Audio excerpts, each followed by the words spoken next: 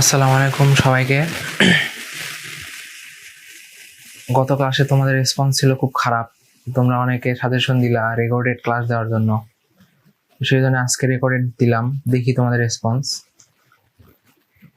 তো আজকের আমাদের ক্লাসের টপিক হলো রসায়ন প্রথম পত্র দ্বিতীয় অধ্যায় গুণগত রসায়ন।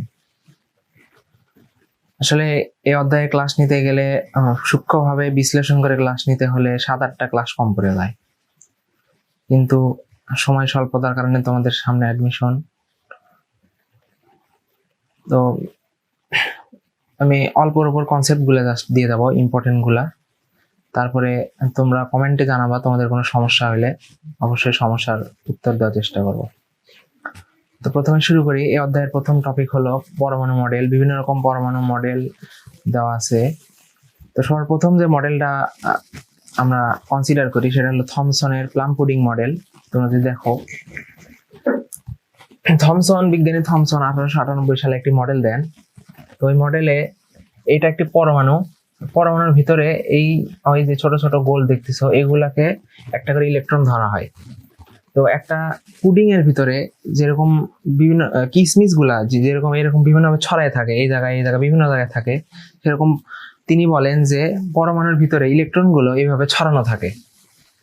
এই জন্য এই মডেলটা এই মডেলে উনি নিউক্লিয়াস সম্পর্কে কোনো ধারণা দেননি, শুধুমাত্র ইলেকট্রন সম্পর্কে ধারণা দিয়েছেন, এবং ইলেকট্রনের আবিষ্কারকও বিজ্ঞানী থমসন। তো এই মডেল পরিপূর্ণ নয় অবশ্যই। তো 1911 সালে বিজ্ঞানী রাদারফোর্ড, সবাই জানো, এটা ক্লাস 9-10 থেকে পড়ে আসতেছে, রাদারফোর্ডের পরমাণু মডেল। তো নতুন করে জানার কিছু নাই, শুধু একটা নতুন তিনি কি পরীক্ষার মাধ্যমে তিনি এই মডেলটা দেন, এটা তোমরা 9-10-এ পড়োনি, এটা ইন্টারে নতুন। তো এই পরীক্ষাটা দেখার চেষ্টা করব। এই পরীক্ষার জন্য তিনি কয়েকটি উপাদান নেন। উপাদানগুলো হলো আলফা কণা। প্রথম আলফা কণা কি? হিলিয়ামের দ্বিধনাত্মক নিউক্লিয়াস। হিলিয়াম থেকে যদি দুটো ইলেকট্রন আমি ছেড়ে দিই,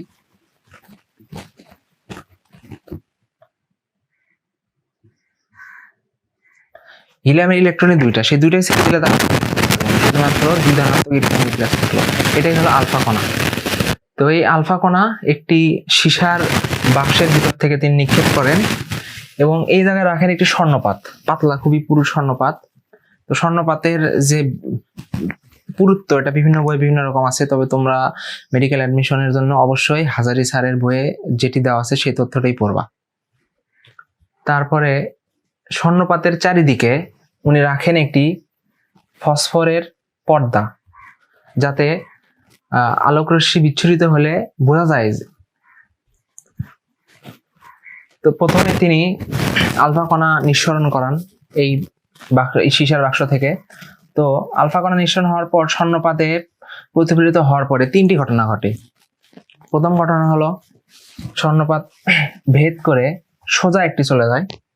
দ্বিতীয় ঘটনা হলো সামান্য একটু বেঁকে যায়, এবং তৃতীয় ঘটনা হলো একদম পুরো উল্টো দিকে ঘুরে আসে। তো বেশিরভাগই এই সোজা চলে যায়, কারণ কি বেশিরভাগই সোজা চলে যায়। এ থেকে আমরা কি বুঝতে পারি যে পরমাণুর ভিতরে অধিকাংশ স্থানই ফাঁকা, যার কারণে কোনো কিছুর সাথে ধাক্কা খায় না এবং সোজাসুজি অপর পাশে চলে যায়। তারপরে আমরা যখন দেখি যে সামান্য একটু বেঁকে যায়, বেঁকে কেন যায়? আমরা জানি যে আলফা কণা এটা হচ্ছে একটা ধনাত্মক কণা। তো নিশ্চয়ই পরমাণুর ভিতরে এমন কিছু ধনাত্মক পদার্থ আছে যার কারণে ওর সাথে বিকর্ষণ হয়ে আলফা কণা একটু বেঁকে যায়, তার মানে পরমাণুর ভিতরে ধনাত্মক কিছু রয়েছে। আর একটি খুবই সামান্য অংশ পুরোপুরি উল্টা দিকে ঘুরে আসে। এর কারণ কি? নিউক্লিয়াসের ভিতরে এমন একটি ভারী পদার্থ আছে যার সাথে ধাক্কা খেয়ে সে পুরোপুরি বিপরীত দিকে চলে আসে। তো তার মানে আমরা বুঝতে পারি কি নিউক্লিয়াসের ভিতরে ধনাত্মক এবং ভারী, নিউক্লিয়াস না, পরমাণুর ভিতরে ধনাত্মক এবং ভারী কিছু একটি পদার্থ রয়েছে যার নাম নিউক্লিয়াস। তো তার পরমাণু মডেলে এটাই প্রধান যে নিউক্লিয়াস আবিষ্কার, এটা অন্যতম একটা। এবং নিউক্লিয়াস আবিষ্কার করেন কিন্তু এই বিজ্ঞানী রাদারফোর্ড এই পরীক্ষার মাধ্যমে, এর আগে নিউক্লিয়াস আবিষ্কার হয় না। তো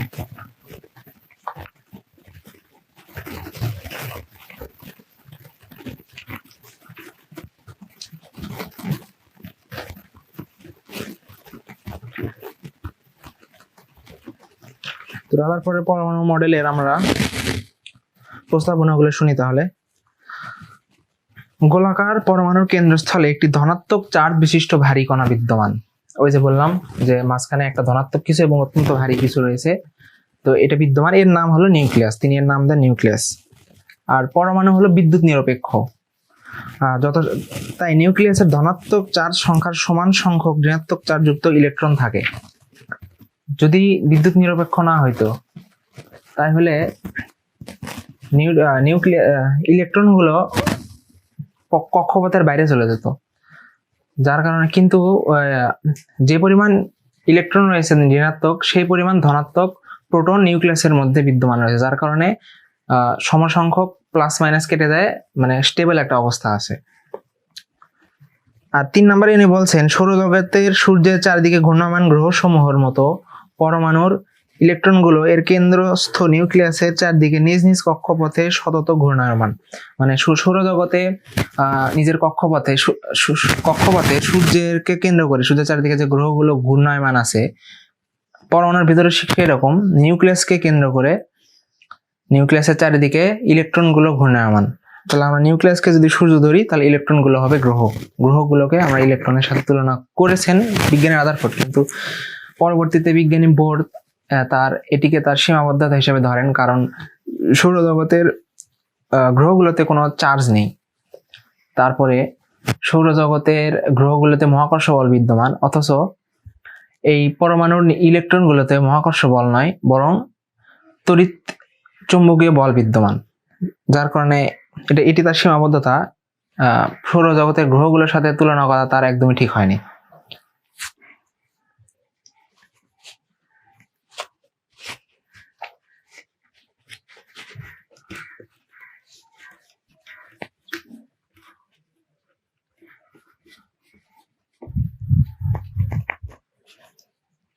এখন যদি আমরা রাদারফোর্ডের পরমাণু মডেলের সীমাবদ্ধতাগুলোতে আসি, তাহলে প্রথমেই বললাম ওই যে সৌরজগতের গ্রহগুলোর সাথে ইলেকট্রনের তুলনা করা ঠিক হয়নি, এটি একটি সীমাবদ্ধতা। দ্বিতীয় সীমাবদ্ধতা হলো ম্যাক্সওয়েলের তত্ত্ব অনুসারে কোনো চার্জযুক্ত কণা যদি অনবরত ঘুরতে থাকে তাহলে এক সময় সে, দাঁড়াও আমি বলি, এইভাবে ধরো যে এই কক্ষপথে ইলেকট্রনগুলো ঘুরতেছে, তো ম্যাক্সওয়েলের তত্ত্ব মতে এগুলো যদি ঘুরতে থাকে, ম্যাক্সওয়েলের তড়িৎ চুম্বকীয় তত্ত্ব অনুযায়ী যে এগুলো ঘুরতে ঘুরতে একসময় শক্তি হারায় এগুলো নিউক্লিয়াসে পতিত হবে। কিন্তু পরমাণুর ক্ষেত্রে কিন্তু এরকম কিছু ঘটে না। তো এটি হচ্ছে তার একটি সীমাবদ্ধতা। আরো একটি সীমাবদ্ধতা আছে, হাইড্রোজেন পরমাণুর বর্ণালী সম্বন্ধে কোনো সুস্পষ্ট ধারণা তিনি দিতে পারেননি।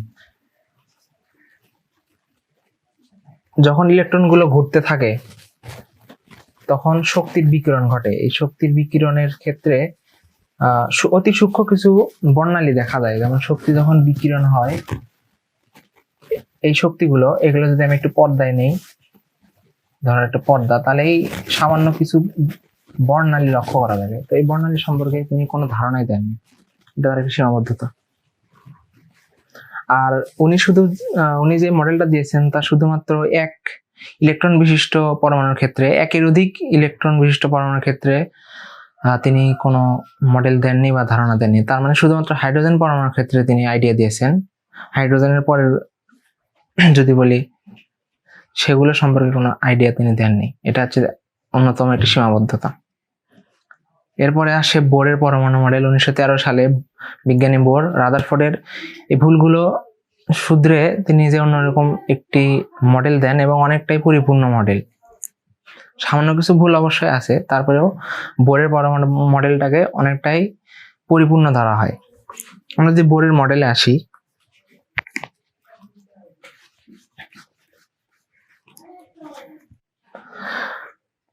বোরের পরমাণু মডেলের প্রথম স্বীকার্য হলো ইলেকট্রনের স্থির কক্ষপথের ধারণা।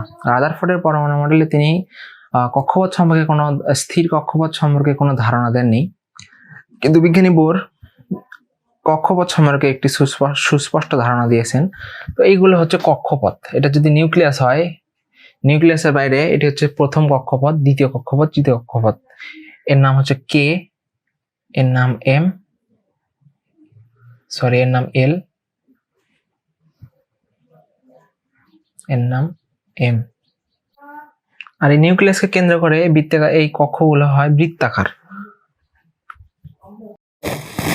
তো এই কক্ষপথগুলোতে, নিউক্লিয়াসের চারিদিকে যে কক্ষপথগুলোতে, এগুলোতে ইলেকট্রনগুলো সমূহ আবর্তন করে। তো যতক্ষণ এরা কক্ষপথে স্থিরভাবে আবর্তন করে ততক্ষণ এদের কোনো শক্তির শোষণ বা বিকিরণ হয় না। তো একদম স্থির কক্ষপথ। তো বোর পরমাণুর দ্বিতীয় স্বীকার্য হলো ইলেকট্রনের কৌণিক ভরবেগের ধারণা।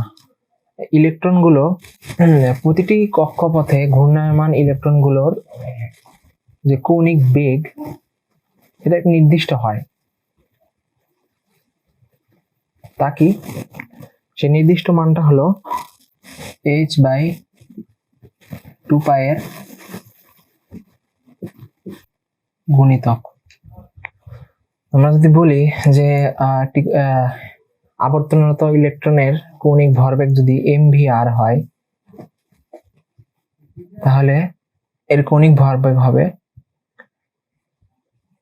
nh/2π। এখানে n হলো কক্ষপথের নাম্বার। যদি প্রথম কক্ষপথে ইলেকট্রন হয় তাহলে n সমান 1, যদি দ্বিতীয় কক্ষপথে ইলেকট্রন হয় তাহলে n সমান 2, যদি তৃতীয় কক্ষপথে ইলেকট্রন হয় তাহলে n সমান 3। তো সব ক্ষেত্রে কি হয়, এই nh/2π এর গুণিতকই হয়, একটা নির্দিষ্ট মান, কখনো পরিবর্তন হয় না। কৌণিক বেগ যে কম বেশি হবে তা না, একটা নির্দিষ্ট কৌণিক ভরবেগেই এরা ঘুরতে থাকবে। তো এক্ষেত্রে m হলো ইলেকট্রনের ভর, এইচটা হলো প্লাঙ্কের ধ্রুবক, এটা নির্দিষ্ট মান আছে 6.626 × 10⁻34 জুল সেকেন্ড। আর এমটা হচ্ছে ইলেকট্রনের ভর, ভিটা হচ্ছে ইলেকট্রনের সরলরৈখিক গতিবেগ।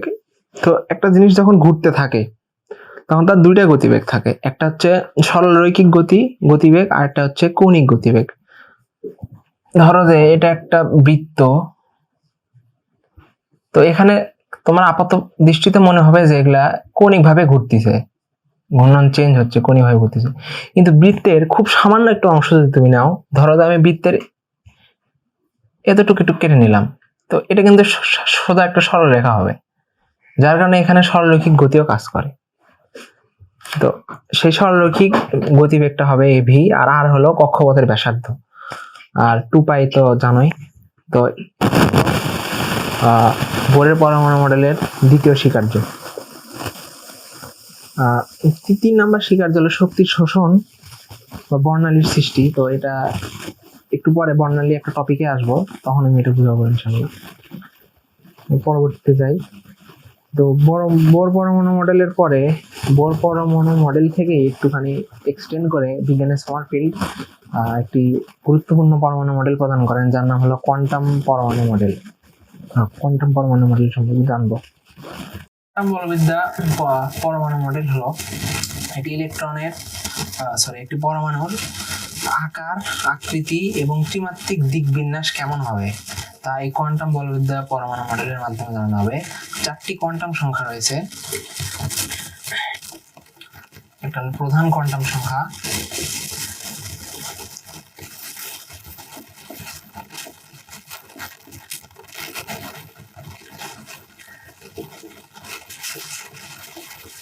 সহকারী কোয়ান্টাম সংখ্যা,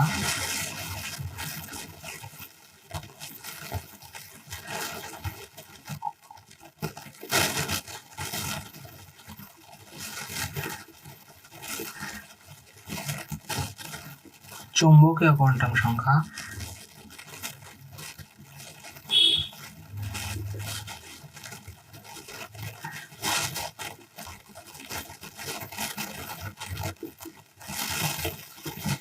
চার নম্বরটা হলো ঘূর্ণন কোয়ান্টাম সংখ্যা। প্রধান কোয়ান্টাম সংখ্যা দিয়ে আমরা একটি শক্তি স্তরের আকার জানতে পারি। এটা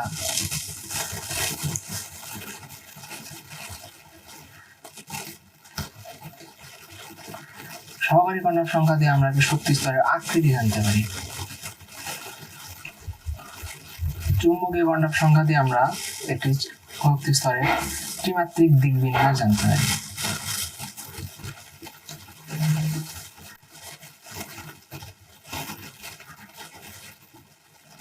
ত্রিমাত্রিক দিকবিন্যাসটি হলো যখন পরমাণুতে বিভিন্ন রকম চুম্বক বল থাকে, চুম্বক বলগুলোর কারণে অনেক সময় শক্তি স্তরের আকৃতি বিভিন্ন রকম পরিবর্তন হয় চুম্বকের আকর্ষণ ও বিকর্ষণের ফলে। তো ত্রিমাত্রিক ভাবে যদি আমরা চিন্তা করি, তো এই যে পরিবর্তন দিকের যে পরিবর্তন, দিক বিন্যাস বা পরিবর্তন আকৃতির, তা এই চুম্বকীয় কোয়ান্টাম সংখ্যার মাধ্যমে প্রকাশ করা হয়। আর ঘূর্ণন কোয়ান্টাম সংখ্যা হলো প্রতিটি শক্তি স্তরে ইলেকট্রনগুলো দুই ভাবে ঘূর্ণন করতে পারে। একটা হচ্ছে যে ঘড়ির কাঁটার দিকে, আরেকটা হচ্ছে ঘড়ির কাঁটার বিপরীত দিকে। এই দুই ভাবে ঘূর্ণন করে। তো কোন ইলেকট্রন কিভাবে ঘূর্ণন করে, এই ঘূর্ণনের যে দিকটি, এটা ঘূর্ণন কোয়ান্টাম সংখ্যা দ্বারা প্রকাশ করা হয়। চারটা কথা ভুলে গেছি।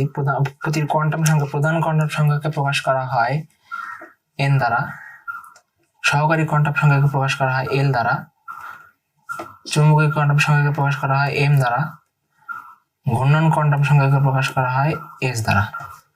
তো আমরা যদি এখন প্রকাশে আসি, ধরো এটা একটা পরমাণু কক্ষপথ। প্রথমে এনে আসি, এই যে প্রতিটি শক্তি স্তর, এগুলো হচ্ছে যদি প্রথম শক্তি স্তরে n এর মান হচ্ছে 1, তো n প্রধান কোয়ান্টাম সংখ্যা, এখানে শক্তি স্তর,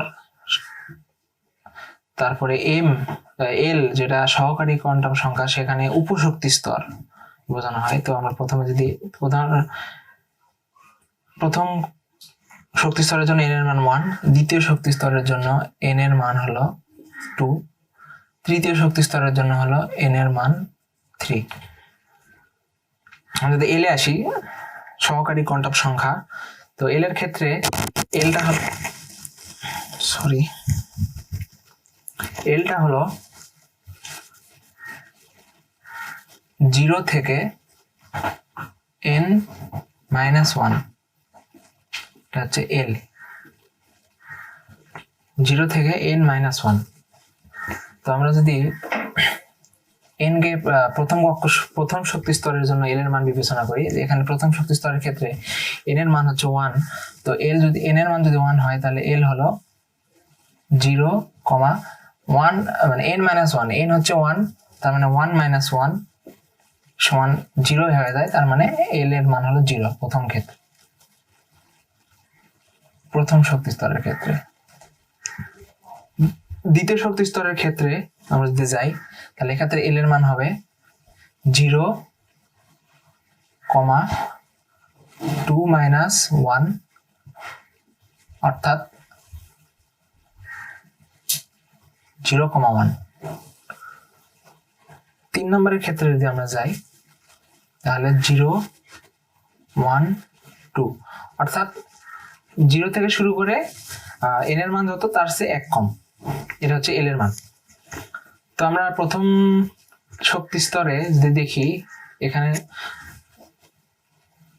0 হয়, আসলে 0 মানে প্রথম শক্তি স্তরে, উপশক্তি স্তর কিন্তু একটাই, মানে এখানে 0 মানে কিন্তু 1 ধরা হবে, মানে 0 মানে যে কিছুই নেই তা না, মানে একটা ডিজিট আছে, তার মানে প্রথম শক্তি স্তরে আমরা যদি দেখি যে 1s, শুধু s থাকে, তো এখানে শুধু একটা। দ্বিতীয় শক্তি স্তরে যদি যাই, তাহলে 2s এবং 2p, তো 2s এবং 2p হয়, মানে দুটো থাকে। তো এখানে দেখো দুটা, এটা হচ্ছে 0s s p।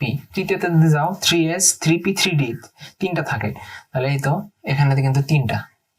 তার মানে সহকারী কোয়ান্টাম সংখ্যা দ্বারা উপশক্তি স্তর প্রকাশ পায়।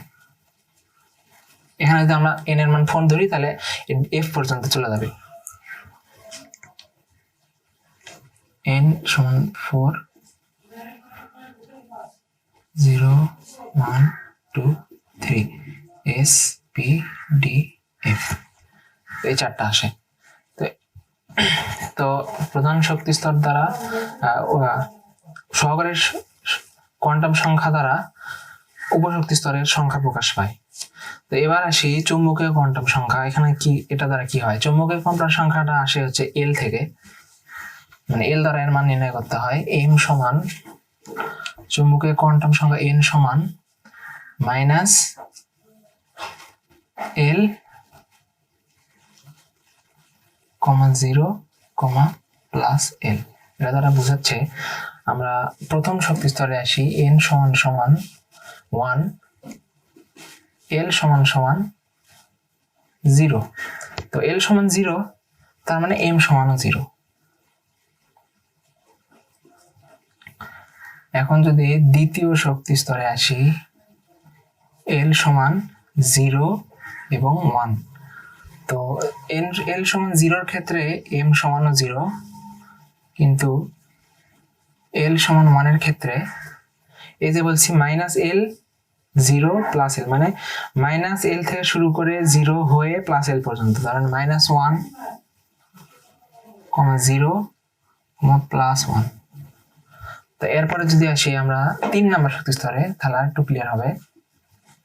এল সমান 3 নম্বর শক্তি স্তরে আমরা তখন দেখে আসছিলাম এল সমান কি কি হয়, 0 1 2। তাহলে 0 মানে এম সমানও 0, 1 মানে আমরা দেখলাম মাইনাস 1 কমা 0 কমা প্লাস 1, 2 তার মানে 2 সমান কি হবে, মাইনাস 2 তারপরে মাইনাস 1 তারপরে 0 তারপরে প্লাস 1 তারপরে প্লাস 2। দেখো মাইনাস এল, এল এর মানে এখানে 2 যেহেতু মাইনাস এল থেকে শুরু করে প্লাস এল পর্যন্ত শূন্য সহ। তো এখানে তুমি দেখো, যদি দেখো এখানে যে এল এর যে দুটা মান মানে পি উপস্তরে এখানে তিনটা অরবিটাল প্রকাশ পেল। প্রতিটি অরবিটালে 2টি করে ইলেকট্রন যদি থাকে তাহলে 3 দুগুণে 6, পিতে আমরা জানি 6টা ইলেকট্রন থাকে। আবার এখানে দেখো এল এর মান, এখানে এল মানে এন এর মান 3 এর কারণে এল এর মান কত হলো, 3টা মান আসলো। তার মানে এখানে এসপিডি 3টা, তো ডি এখানে ডি উপস্তর এসপিডি, তো ডি তে দেখো 5টা, তো ডি তে 5টা অরবিটাল থাকে। 5টা অরবিটালে যদি 2টি করে ইলেকট্রন ধরো তাহলে 5 দুগুণে 10, আমরা জানি ডি তে 10টি ইলেকট্রন থাকে। তো এটা এইভাবে তোমার অরবিটাল সংখ্যা প্রকাশ করা হয় দিয়ে, এই চুম্বকীয় কোয়ান্টাম সংখ্যা দিয়ে। অনেকে উপশক্তি স্তর এবং অরবিটালকে এক ভাবো, আসলে তা না। ও উপশক্তি স্তর আর অরবিটাল আলাদা। উপশক্তি স্তর হলো একটি শক্তি স্তর, ধরো এটা যদি একটি শক্তি স্তর হয় তাহলে এখানে যদি ভাগ করি তাহলে এখানে 2টা আলাদা ভাগ হলে 2টা উপশক্তি স্তর, কিন্তু অরবিটাল তা না। অরবিটাল হলো কোনো পরমাণুতে ইলেকট্রনের অবস্থানের সর্বোচ্চ, ধরো যেখানে 96% সম্ভাবনা আছে ইলেকট্রন থাকার, সেই অঞ্চলগুলোকে অরবিটাল বলে। অর্থাৎ ধরো যে এইরকম একটা ঘর আছে, এখানে ধরো এটা ধরো আমি ধরি পরমাণু, তো আমি যদি চিন্তা করি ইলেকট্রন কিন্তু সব জায়গায় থাকে না, ওর একটা সম্ভাবনা থাকে, ধরো আমি কাল্পনিক এই অঞ্চলগুলো জুড়ে ওর থাকার সম্ভাবনা থাকে, বাকিগুলোতে থাকার তেমন সম্ভাবনা। এই অঞ্চলগুলোতে ওর 96% থাকার সম্ভাবনা আছে, তো বাকি অঞ্চলে কোনো সম্ভাবনা নেই। তার মানে এই অঞ্চলটাকে বলা হবে অরবিটাল।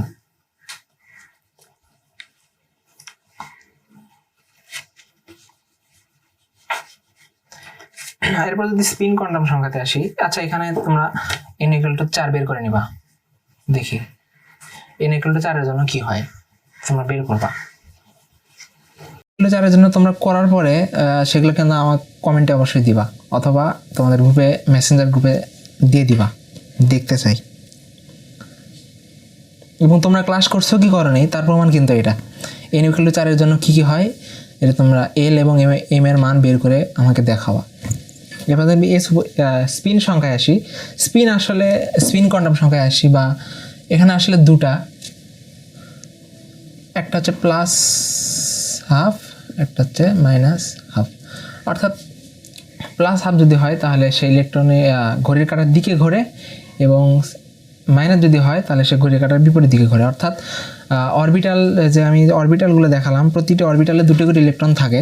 তো দুটি ইলেকট্রনের মধ্যে একটি ঘড়ির কাঁটার দিকে ঘোরে আর একটি ঘড়ির কাঁটার বিপরীত দিকে ঘোরে, কখনোই দুটো মানে একই দিকে ঘোরে না।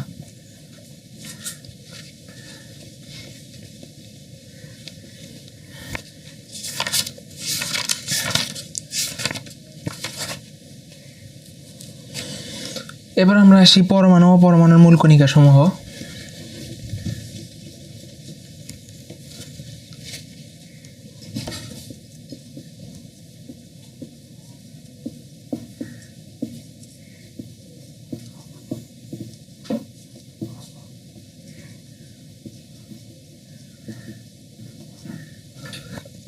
পরমাণু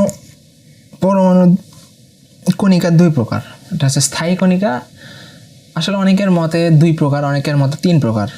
তো হাজারি স্যারের বইয়ে তিন প্রকার দেওয়া আছে, স্থায়ী মূল কণিকা, অস্থায়ী মূল কণিকা এবং কম্পোজিট কণিকা। তোমরা এটাই পড়বা। অনেক বই আবার দুই রকম দেওয়া আছে, স্থায়ী কণিকা এবং অস্থায়ী কণিকা, ডিপেন্ড করে। তোমরা তিনটাই পড়বা।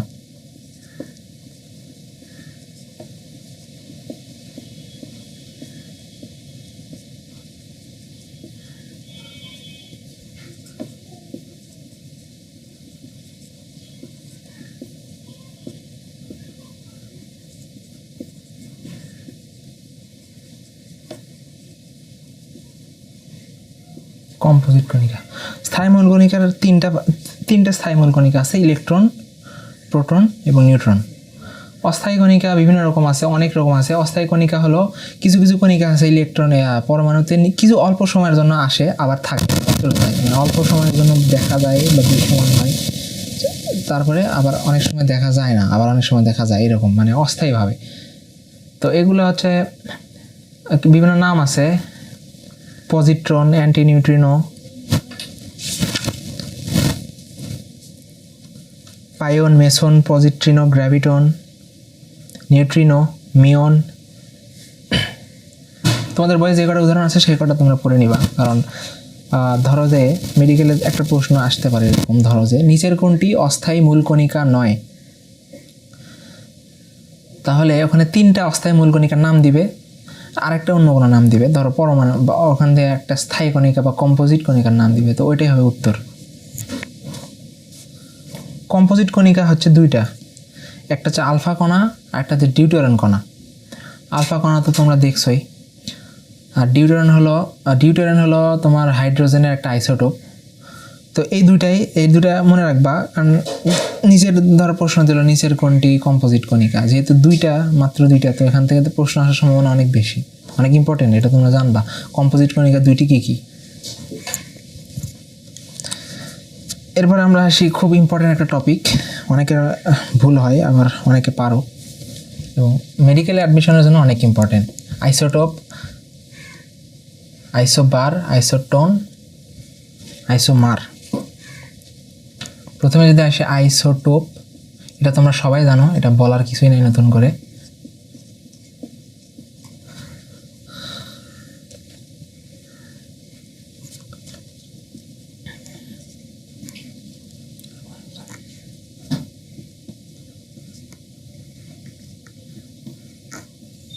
এখানে যদি আসো আইসোটোপ কি, দুটি পরমাণুর পারমাণবিক সংখ্যা যদি এক হয় কিন্তু তাদের ভর সংখ্যা যদি ভিন্ন হয়, তাহলে তাদেরকে পরস্পরের আইসোটোপ বলে।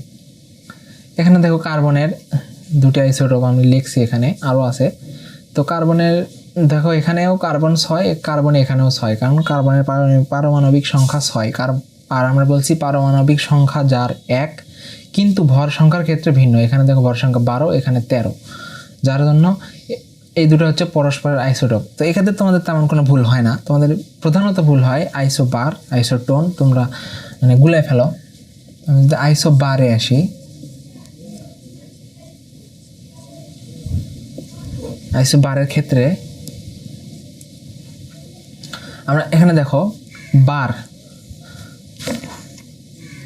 আর ভর দুটো শুনতেও কাছাকাছি, এবং বারের শেষেও র আছে, ভরের শেষেও র আছে। তার মানে যখন আইসোবার, আর আইসো মানে কি, আইসো মানে হচ্ছে একই। তো এখানে আইসোবার মানে ভর একই, মানে দুটি মৌলের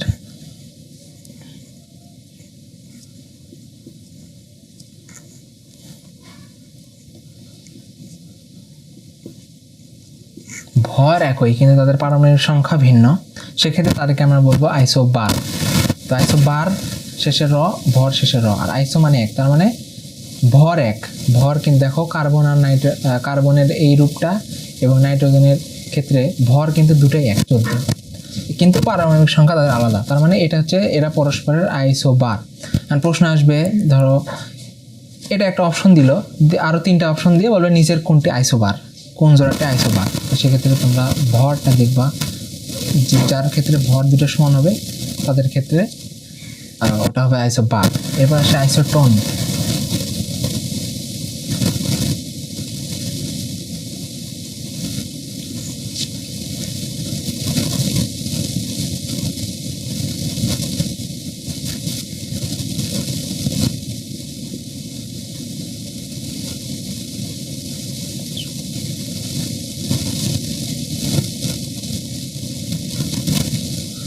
এখানে যদি দেখো আইসোটোন, আইসোটোনের শেষে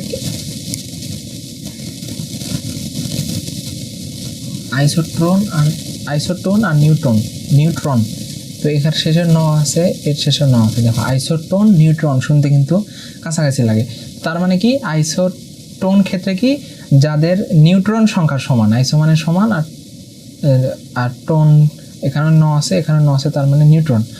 তো যেসব মৌলের নিউট্রন সংখ্যা সমান কিন্তু পারমাণবিক সংখ্যা ভিন্ন বা ভর সংখ্যা ভিন্ন তাদেরকে আইসোটোন বলে।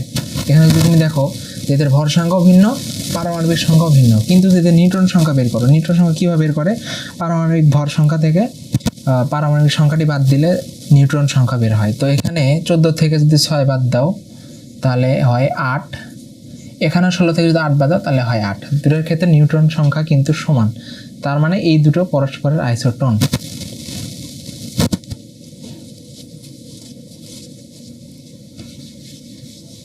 এটা মনে রাখবা, আশা করি আর ভুল হবে না। এরপর আসে আইসো ইলেকট্রন।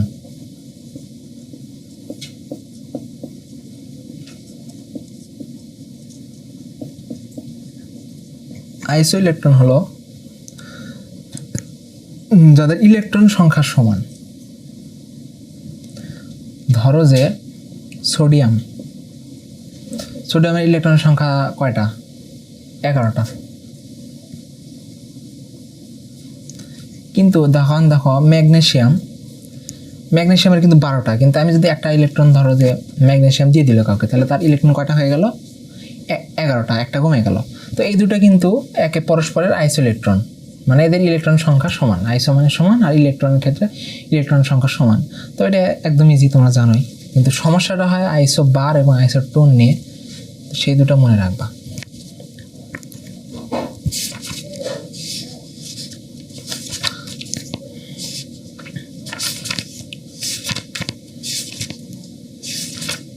একটা গুরুত্বপূর্ণ বিষয় আছে, অ্যাটমিক ম্যাস ইউনিট বা পারমাণবিক ভর একক।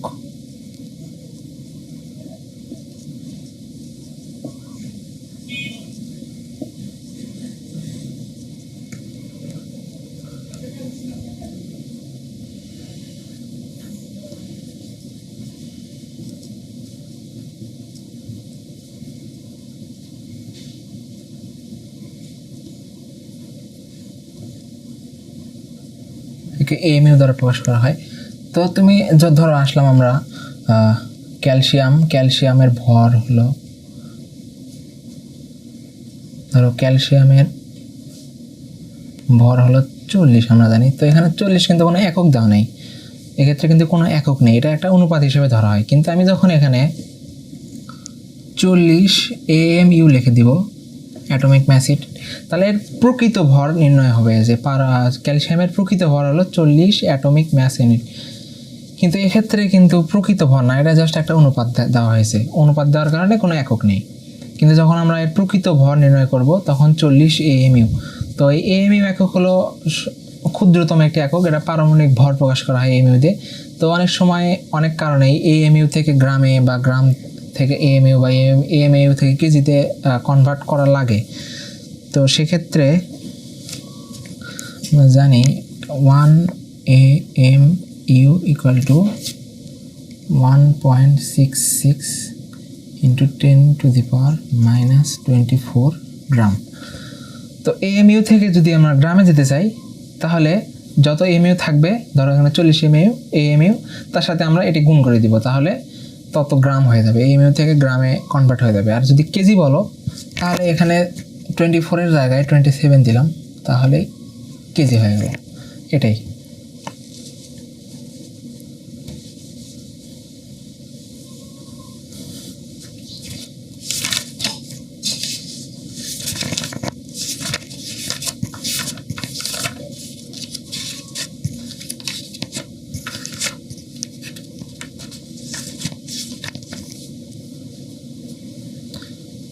অরবিটাল সম্পর্কে তেমন কিছু তখন বলে নাই, অল্প কিছু কথা বলছি। তো ওই যে আবার একবার বলে নেই, অরবিটটা কি, কোনো শক্তি স্তর, প্রধান শক্তি স্তর,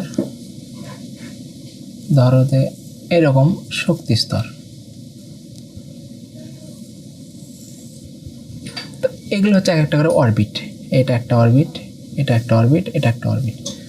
কিন্তু অরবিটাল কিন্তু এরকম কিছু না। অরবিটাল হলো পরমাণুর যে স্থানে ইলেকট্রন থাকার সম্ভাবনা 96% বা 96%-এর কাছাকাছি, সেই অঞ্চলগুলোকে বলা হয় অরবিট। আমি তখন তোমাকে বললাম যে ধরো এটা একটা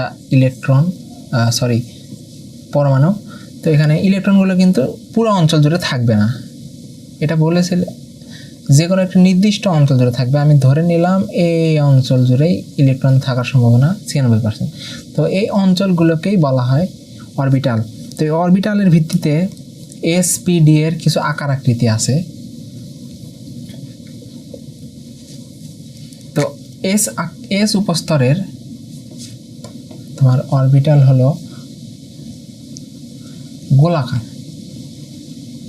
এর মানে কি বোঝায়, ধরো যে এস উপস্তরে এরকম গোল একটা অঞ্চল জুড়ে ইলেকট্রন থাকার সম্ভাবনা 96%, এরকম একটা ফুটবলের মতো, ত্রিমাত্রিক যদি ধরো তাহলে ফুটবলের মতো হবে। পির ক্ষেত্রে ডাম্বেল আকৃতির,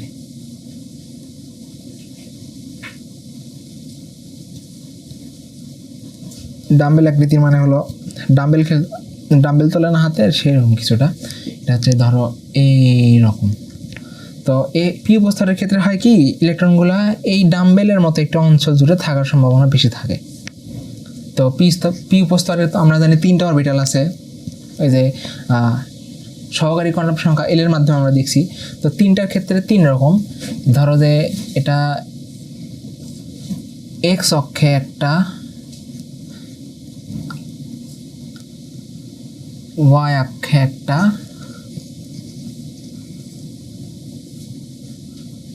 আর জেড অক্ষে একটা। এই তোমার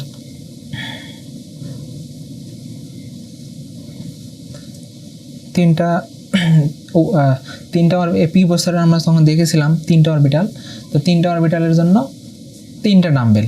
তো এটা যদি তুমি এক জায়গায় করো তাহলে জিনিসটা কেমন দাঁড়াবে,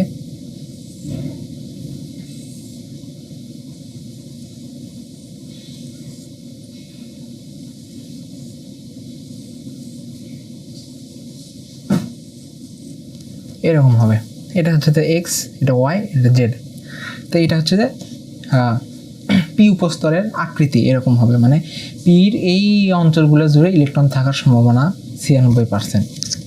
এটা হচ্ছে পি এর অরবিটাল।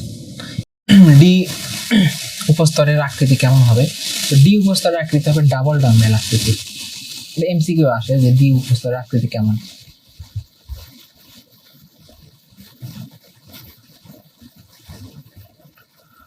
ডাবল ডাম্বেল মানে হলো, ধরো এটা একটা dumbbell,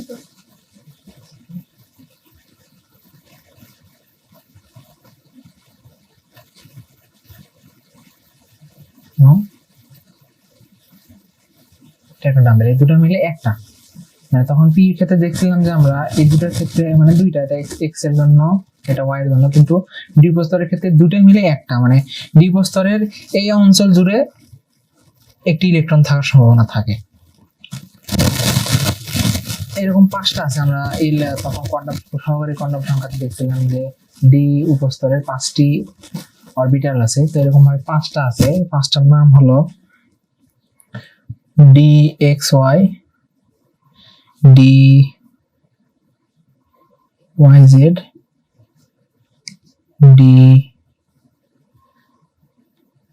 dzx dx square minus y square dz square, এই পাঁচটা।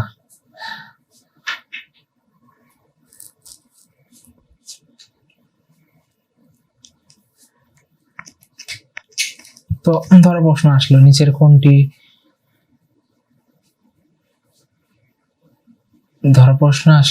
কোনটি ডি উপস্তরের অরবিটাল নয়। প্রশ্ন শোনো, নিচের কোনটি ডি উপস্তরের অরবিটাল নয়। নয় মানে কি? তাহলে এখানে ধরো অপশন দিল, এটা একটা অপশন দিল, এটা একটা অপশন দিল, এটা একটা অপশন দিল, তিনটা। মানে 4 নম্বর অপশনে দিল কি ডি, এটা না দিয়ে D x square minus y square না দিয়ে দিল D y square minus x square. তাহলে বলো নিচের কোনটি ডি উপশক্তি স্তরের অরবিটাল নয়। এটা কি ডি উপশক্তি স্তরের অরবিটাল না, ডি হচ্ছে যে x square minus y square, কিন্তু অপশনে দিয়েছে y square minus x square. বাকি তিনটা কিন্তু ডি উপস্তরের অরবিটাল, তার মানে উত্তর হবে এটা, এটা নয়। এভাবেই আসলে প্রশ্ন আসে মেডিকেলে বেশিরভাগ। এরপর আমরা যদি আসি, পরমাণু ইলেকট্রন বিন্যাসের 3টি নীতি আছে, আউবাউ নীতি, পাউলির বর্জন নীতি এবং হুন্ডের নীতি। তো আউবাউ নীতি হলো, প্রথমে যদি বলি, ইলেকট্রন সবচেয়ে নিম্ন শক্তি স্তর অরবিটাল পূর্ণ করে তারপর শক্তির উচ্চক্রম অনুসারে পরের অরবিটালে প্রবেশ করে। তো একটা বিল্ডিং করার সময় প্রথমে নিচতলা করা হয়, তারপর উপরতলা করা হয়, তারপর উপরতলা করা হয়। তুমি ধরো যে নিচতলা করলা, 2 তলা না করে 3 তলা করতে হবে, কখনোই হবে না। ঠিক সেরকম ইলেকট্রনগুলো প্রথমে নিম্ন শক্তি স্তরে আগে প্রবেশ করে, তারপরে যদি অতিরিক্ত ইলেকট্রন থাকে তারপরে তারা উচ্চ শক্তি স্তরে প্রবেশ করে। তাহলে তুমি যদি ধরো ইলেকট্রনের মানে কোনটি নিম্ন শক্তি স্তর এবং কোনটি উচ্চ শক্তি স্তর, এটা তুমি কিভাবে বুঝবা?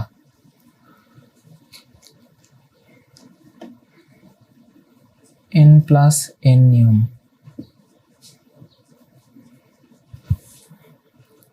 n হলো প্রধান কোয়ান্টাম সংখ্যা, l হলো সহকারী কোয়ান্টাম সংখ্যা। তো আমরা যদি 1s এ যাই, প্রথমে 1s 2s 2p 3s 3p 3d। তো এখানে তুমি n এর মান কত 1s এর ক্ষেত্রে 1 এবং l এর মান কত 0 equal to 1, এটা হচ্ছে 1। এখানে n+n এর মান আসলো 1। আমরা যদি 2s এ আসি, 2s এ n এর মান কত 2 আর l এর মান 0 2।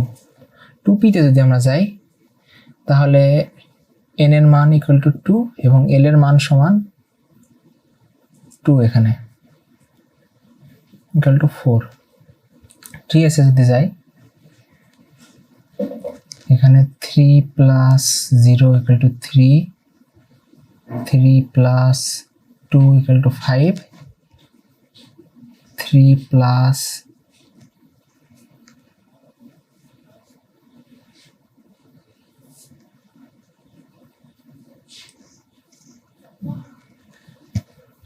4s যদি আসো, 4 + 0 ইকুয়াল টু 4। তো এখানে দেখো সবচেয়ে কম মান কিসের? এসে 1s এর, এখানে 1, তারপরে কি 2, 2s এর ক্ষেত্রে 2, তারপরে 2p এর ক্ষেত্রে 4।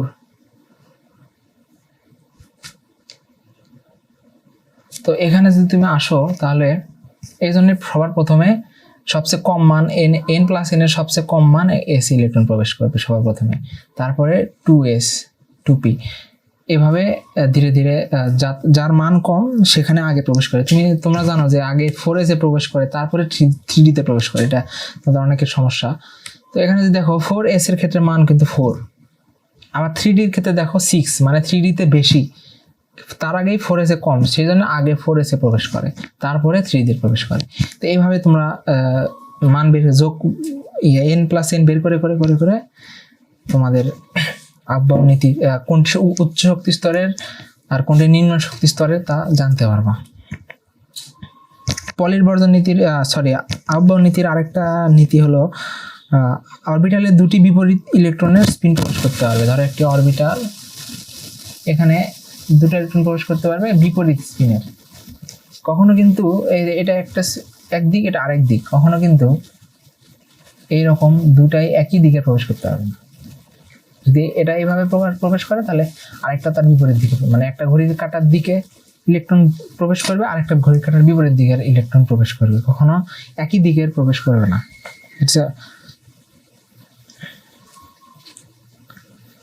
আমরা যদি পাউলির বর্জন নীতিতে আসি,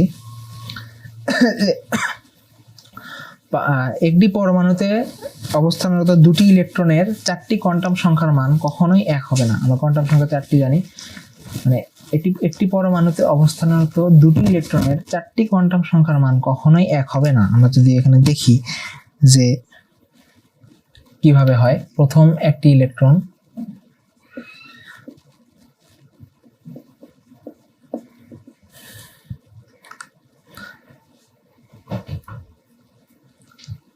মানে 1s এর ক্ষেত্রে যে 1s আছে না, এই 1s এর ক্ষেত্রে প্রথম ইলেকট্রনের আমি যদি 1s এর ক্ষেত্রে ধরি তাহলে n এর মান হবে 1, l এর মান হবে 0, m এর মান হবে 0, s এর মান হবে ধর প্লাস হাফ। এবং এই 1s এ দুটি ইলেকট্রন থাকে, এর দ্বিতীয় ইলেকট্রনে যদি যাই এখানেও কিন্তু এক, n এর মান 1, l এর মান 0, m এর মান 0, কিন্তু এস এর ক্ষেত্রে এখানে যেহেতু একটা ঘড়ির কাঁটার দিকে ঢুকছে তো আরেকটা নিশ্চয়ই বিপরীত দিকে ঢুকবে, এটা আহ্বায়ক নীতি থেকে আমরা জানি। তো দেখো এই তিনটা কিন্তু দুইটা ইলেকট্রনের ক্ষেত্রে সমান হলো, কিন্তু এখানে আলাদা হলো। তার মানে চারটি কোয়ান্টাম সংখ্যা কখনোই সমান হবে না, অবশ্যই একটা না একটার ক্ষেত্রে আলাদা হবে। এটা হচ্ছে পাউলির বর্জন নীতি। এরপর আমরা সেই হুন্ডের নীতি।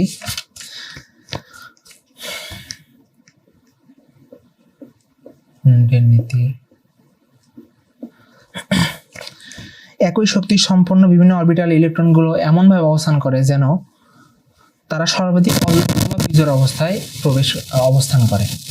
এটা মানে কি, যে ধরো এটা একটা পি অরবিটাল, পি উপশক্তি স্তর, পি উপশক্তি স্তরে তিনটা অরবিটাল থাকে, তাহলে একটা, দুইটা, তিনটা। তো ধরো তিনটা মানে তিনটা অরবিটালে 6টা ইলেকট্রন অবস্থান করে। তো ধরো যে P5, ধরো যে 5টা ইলেকট্রন আছে, প্রথমে একটা প্রবেশ করলো, তারপরেই যে এখানে প্রবেশ করবে তারপরে এরকম দিবে তা না, আগে প্রথমটাতে যাবে, তারপরে আরেকটাতে যাবে, তারপর আরেকটাতে যাবে, তারপর যদি ফাঁকা থাকে তাহলে এখানে আসবে, আর একটু যদি থাকে এখানে আসবে, আর যদি না থাকে ওটা একটা একাই থাকবে। কিন্তু আগেই প্রথমে দুটা পূরণ করবে না, আগে তিনটা ঘরে নিজেরা ভাগ হয়ে যাবে, আগে বিজোড় অবস্থায় প্রবেশ করবে। বিজোড় অবস্থায় প্রবেশ করার পরে যদি অতিরিক্ত ইলেকট্রন থাকে তাহলে তারা জোড়া গঠন করবে। এটাই হচ্ছে যে হুন্ডের নীতি। এটা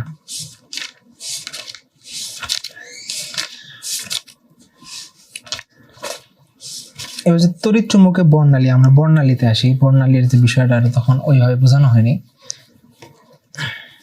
বলছিলাম পরে বোঝাবো। তো একটা উদাহরণ দেই, ধরো যে 5তলা একটা বাসা, 5তলার বাসার সব তলায় কিন্তু ভাড়া এক হয় না, নিচতলায় ভাড়া কিন্তু কম হয়, কারণ আছে নিচতলায় অনেক সমস্যা থাকে। তো নিচতলায় ভাড়া একটু কম হয়, দোতলায় একটু বেশি হয়। তো এভাবে ভাড়ার কম বেশি হয়, আবার ওই বেশি উপরে দাও আর ভাড়া কমে যায়। তো ধরো তোমার বাজেট হলো 10,000, নিচতলার ভাড়া 10,000, তুমি প্রথমে নিচতলা ভাড়া নিলা, হঠাৎ করে ধরো তোমার প্রমোশন হইলো বা ইনক্রিমেন্ট হইলো, তোমার বেতন বাড়লো, তুমি অবশ্যই চাইবা নিচতলা থেকে 3তলা বা 2তলাতে যাইতে।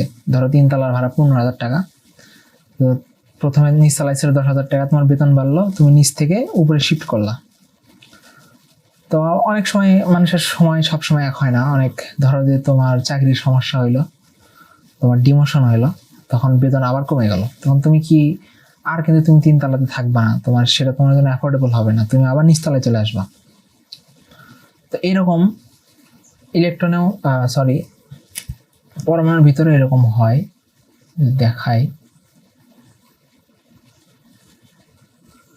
ধরো একটা ইলেকট্রন তোমার মতো এরকম নিচতলায় ভাড়া নিছে, নিচতলায় ভাড়া নেওয়ার পর ও ধরো যে স্টেবল অবস্থায় আছে, ঘুরতেছে ফিরতেছে, ঠিক আছে, ভালো কথা।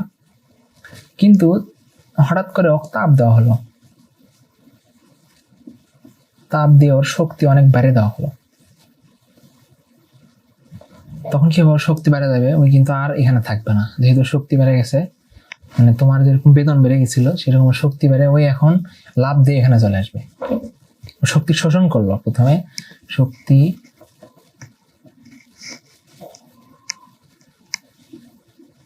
শোষণের মাধ্যমে ও লাভ দিয়ে 3 নম্বর শক্তি স্তরে চলে গেছে। কিন্তু দেখা যাচ্ছে তাপটা যখন তুমি সরে নেবা, ওর শক্তি আবার কমে গেল। কি করবে, শক্তি যখন কমে গেল, তোমার যেরকম ডিমোশন হওয়ার পর তুমি আবার নিচতলায় চলে আসলা, এরকম ওই আবার নিচে চলে আসবে। এই যে এই ক্ষেত্রেও কি করলো, শক্তির বিকিরণ করলো।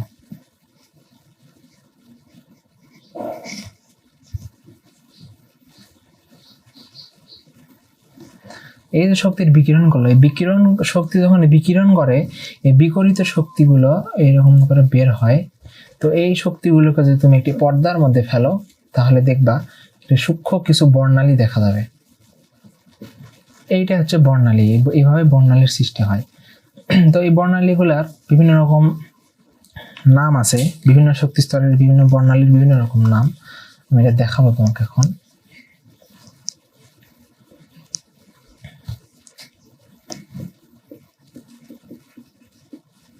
আফটার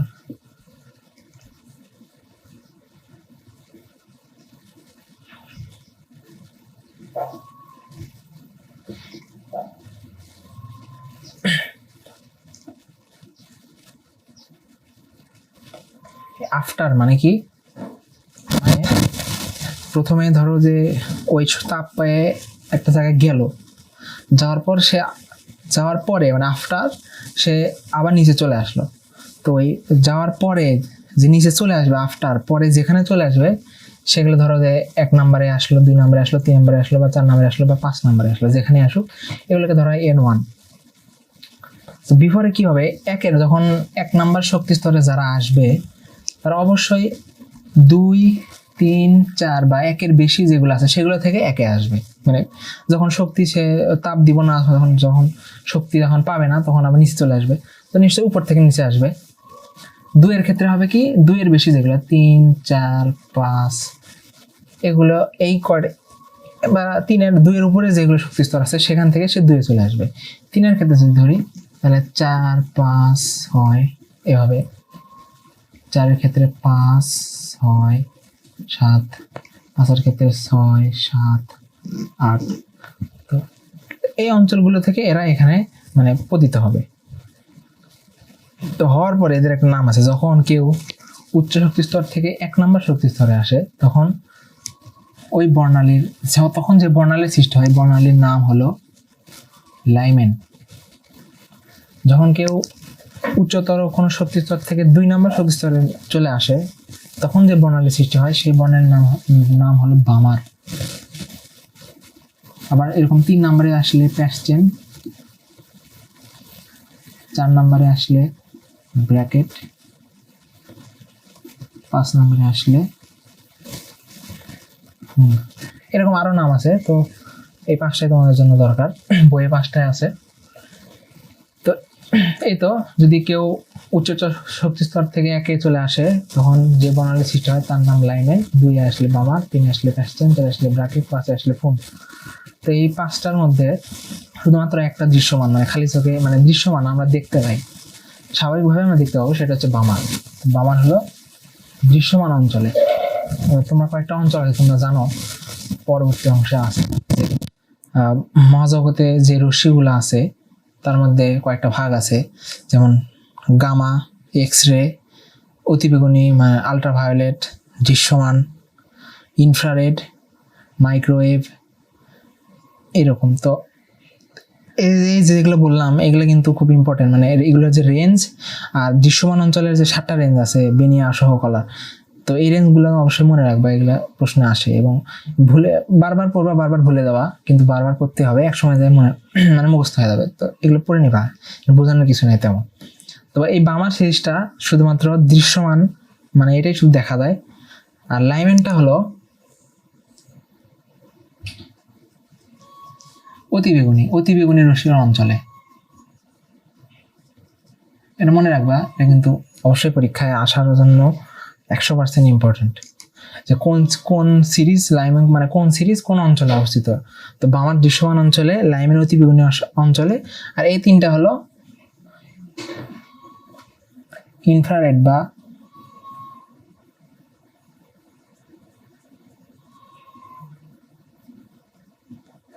ইনফ্রারেড অঞ্চলে অবস্থিত। তো এই বামার দৃশ্যমান, লাইমেন আলট্রাভায়োলেট, আর এই তিনটা হলো ইনফ্রারেড।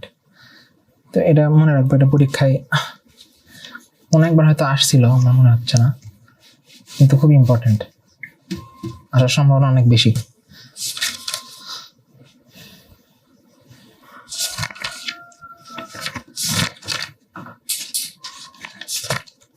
এবার একটা আছে আলোক সম্পর্কিত কোয়ান্টাম তত্ত্ব।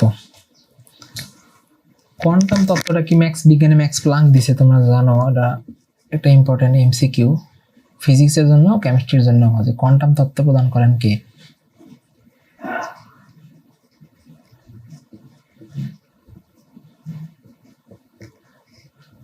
Max Planck.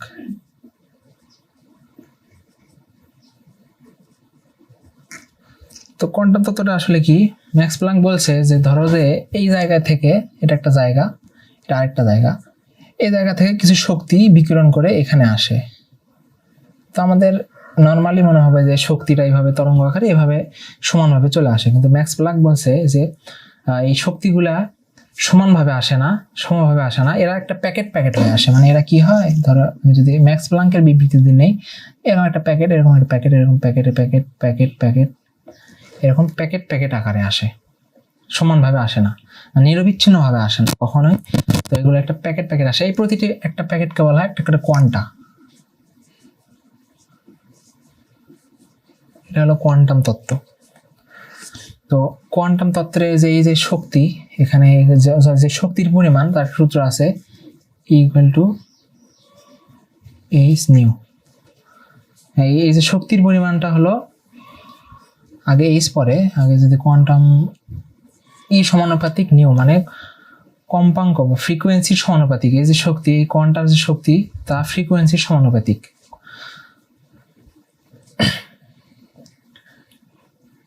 এখন যদি আমি এই প্রপোর্শনাল তুলে দিই, তাহলে ইকুয়াল টু এইচ নিউ, কম্পাঙ্কর। এখানে এইচ হলো প্লাঙ্কের ধ্রুবক, আমরা তখন জানছিলাম, তো এটাই সূত্র। আর যদি আর একটু ভাঙো, এই যে কম্পাঙ্ক নিউ, এই নিউ এর একটা সূত্র আছে সি বাই ল্যামডা,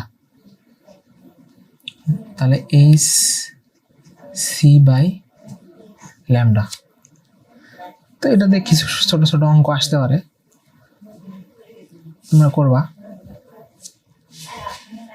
মেডিকেলে আসলে অঙ্ক তেমন আসে না, আসলে খুবই সামান্য, এক লাইনে করা যায়, ক্যালকুলেটরের কোনো প্রয়োজন হয় না। মানে তুমি খেয়াল করে দেবে প্রশ্ন ব্যাংক যে তেমন কোনো অঙ্ক আসে না। এই বছর 2020-21 সেশনে ফিজিক্স থেকে 3টা অঙ্ক মনে হয় আসছিল, তাও মানে খুবই ইজি, কোনো রকম ঝামেলা নেই অঙ্কে, মানে এক লাইনে করে দিতে পারবা। বরং যে তোমার থিওরিক্যাল প্রশ্নগুলো আসে সেগুলোই ঝামেলা, সেগুলোই হয় না। অনেকে অঙ্ক নিয়ে ভয় পাও, অঙ্ক নিয়ে ভয় পাওয়ার কিছুই নেই, একদম ইজি অঙ্ক। তো আজকে আমরা এই পর্যন্ত শেষ করি। এরপরে কিছু আছে তোমার হচ্ছে যে চিকিৎসার ক্ষেত্রে আইআর রশ্মির, ইনফ্রারেড রশ্মির ব্যবহার, জাল পাসপোর্টে ইউভি ব্যবহার, এগুলো আসলে এমসিকিউ তোমরা পড়ে নেবা ভালো করে। তো পরবর্তী দিন পরীক্ষা যে থাকবে আগামীকাল, এই পরীক্ষাটা এমআরআই পর্যন্ত হবে। আর এরপরের ক্লাসে আমি এমআরআই পর থেকে দ্রাব্যতার অংশ থেকে শেষ পর্যন্ত ক্রোমাটোগ্রাফি অংশ পড়াবো। তো তারপরে পরীক্ষা ওইটুকুর ব্যাপার হবে। তোমরা এই টাকার যেই জাল টাকা নির্ণয়, আর আইআর রশ্মির ব্যবহার, আর এমআরআই, এটা খুব ভালো করে পড়ে নিবা। এখানে প্রচুর এমসিকিউ আছে, এখানে মেডিকেলের প্রশ্ন আসে অনেক, বোঝার কিছু নেই, কনসেপ্ট তেমন কিছু নেই। আর একটা অংশ আছে আলট্রাভায়োলেট রশ্মির কোন অঞ্চল থেকে কোন অঞ্চল কি কাজে ব্যবহার হয়, তোমরা দেখবা, আর খুবই ইম্পর্টেন্ট, তোমরা পড়ে নিবা। তো আজ আমি কিছু প্রশ্ন আছে, ধরো যে এই অধ্যায় থেকে মেডিকেল ভর্তি পরীক্ষায় কিছু প্রশ্ন আসছিল, আমি কিছু প্রশ্ন যদি দেখাই।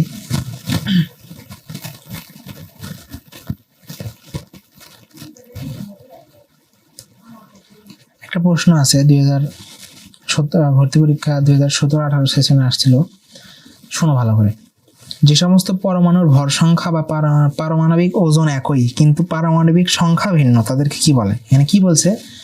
যে সমস্ত পরমাণুর ভর সংখ্যা একই, ভর সংখ্যা একই, ভর, তাহলে চিন্তা করো, আমি একটু আগে বলছিলাম ভরের শেষে র, আইসো বারের শেষে র, মানে ভর সংখ্যা একই, তার মানে আইসোবার।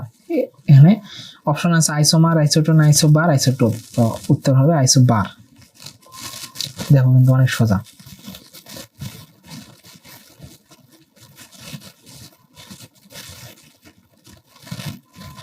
আরেকটা বলছে সোডিয়ামের ইলেকট্রন বিন্যাস কোনটি? 2016-17 সোডিয়ামের ইলেকট্রন বিন্যাস, এটা একদমই সোজা, এটা জানার কিছুই নেই, এটা ক্লাস 9-10 লেভেলে পারবে।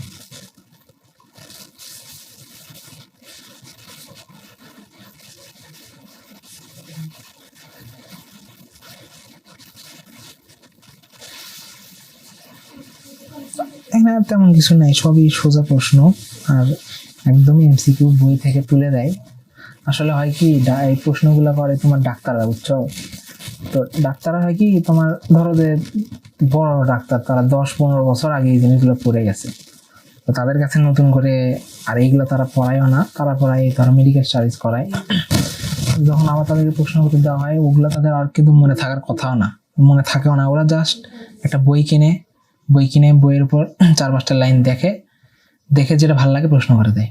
কিন্তু যখন বিশ্ববিদ্যালয়ের প্রশ্ন দাও, এটা বিশ্ববিদ্যালয়ের টিচার কিন্তু এই অংশগুলো খুব ভালো করে জানে, বেসিক তার অনেক ভালো থাকে, সেগুলো চর্চার উপর থাকে, সে অনেক ট্রিকি প্রশ্ন করে, অনেক চিন্তা ভাবনা করে, অঙ্কগুলোও অনেক দেয়। কিন্তু একটা ডাক্তার এত কিছু করে না, বইয়ের মধ্যে দেখে যেটা ভালো লাগে দিয়ে দেয়, এটাই হচ্ছে কথা। এই জন্য সদা হয়, কিন্তু এত সহজ প্রশ্ন প্রথমে দেখে মনে হলো পরীক্ষার হলে চাপ মেনটেন করে তুমি চোখের সামনে হাজার হাজার পরীক্ষাতে দেখলেই তোমার মাথাটাতে ঘুরে যাবে। ধরো তোমার স্কুলেরই বা তোমার কলেজেরই দেখবা অনেক ব্রিলিয়ান্ট স্টুডেন্ট তোমার সামনে পরীক্ষা দিতে গেছে, তুমি ভাববা এরা এত ব্রিলিয়ান্ট এত জন, আমি আর কি, এটা মনে হবে স্বাভাবিক। এই জন্য কনফিডেন্সটা কমে যাবে, এটা আসলে কিছুই না। তারপর পরীক্ষা থেকে বের হবা, অনেক কথা বলবে, কেউ বলবে আমি 100টায় তাকাছি, 90 শিওর, কেউ কবে 95 আমি শিওর, মিস নাই। এগুলো দেখে তুমি পুরোটাই ভেঙে পড়বা, তোমার কাছে মনে হবে আমি কি করলাম, আমি তো 70টা তাকাছি মাত্র। কিন্তু আসলে ওই পরে যায় ওগুলোকে আর খুঁজে পাবা না, দেখবে তুমি চান্স পাইছো। তো কনফিডেন্সটা রাখবা সবসময়, কনফিডেন্সটাই মেইন। আজকে এই পর্যন্তই, পরবর্তী ক্লাসে পরবর্তী থেকে শুরু করে শেষ পর্যন্ত ভালো থাকো সবাই।